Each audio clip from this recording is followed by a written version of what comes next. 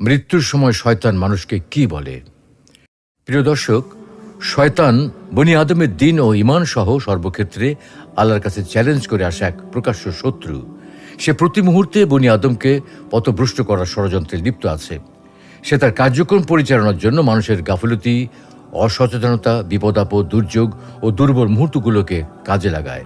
সুতরাং মৃত্যুর মতো কঠিন ও বিভীষিকাময় মুহূর্তে সে তাকে পথভ্রষ্ট করার প্রাণান্তকর চেষ্টা করবে, তা খুবই স্বাভাবিক।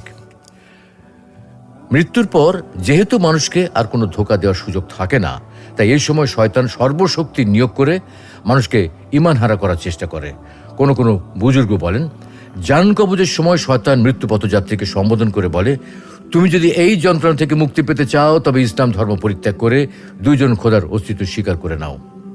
অন্য এক বুজুর্গ বলেন, জান কবজের সময় মুমূর্ষু ব্যক্তি হৃৎপিণ্ডের যন্ত্রণায় কাতর ও অস্থির হয়ে যায়। তখন সে পানির তৃষ্ণা অনুভব করে, খুব পিপাসা অনুভব করে। এমন সময় মানুষ যখন পিপাসা ছটফট করতে থাকে, তখন শয়তান এক পেয়ালা শীতল পানি নিয়ে উপস্থিত হয় এবং পেয়ালাটি আন্দোলিত করতে থাকে। অধিকাংশ সময় পিপাসায় কাতর ব্যক্তি ভুলবশত শয়তানের নিকট পানি চায়। উত্তরে শয়তান বলে, তুমি যদি বলো এই বিশ্ব জগতের কোনো প্রতিপালক নেই, তাহলে তোমাকে আমি এই পানি পান করতে দেব। এতে বান্দা যদি কোনো উত্তর না দেয়, তখন শয়তান পুনরায় তার নিকট বসে পানির পেয়ালাটা নাড়াচাড়া করতে থাকে। তখন কোনো কোনো মানুষ হয়তো বলে ফেলে, আমাকে একটু পানি দাও।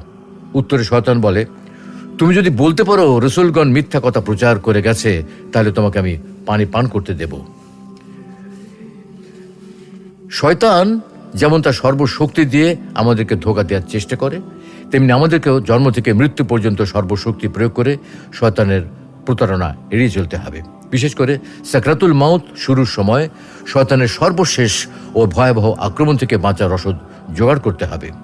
শক্তিশালী ঈমানের বলে বলিয়ান হতে হবে। আল্লাহ রাব্বুল আলামিন আমাদের সকলকে এমন ঈমান দান করুন, যার বলে আমরা মৃত্যুকালে শয়তানের ধোঁকা থেকে বাঁচতে পারি, হাসি মুখে মৃত্যুবরণ করতে পারি, আল্লাহর সন্তুষ্টি নিয়ে মৃত্যুবরণ করতে পারি, প্রশান্ত আত্মা নিয়ে আল্লাহর কাছে ফিরে যেতে পারি। যে আত্মা সম্পর্কে আল্লাহ রাব্বুল আলামিন ঘোষণা করেন, হে প্রশান্ত আত্মা, ফিরে এসো তোমার রবের কাছে সন্তুষ্ট হয়ে এবং সন্তোষ ভাজন হয়ে।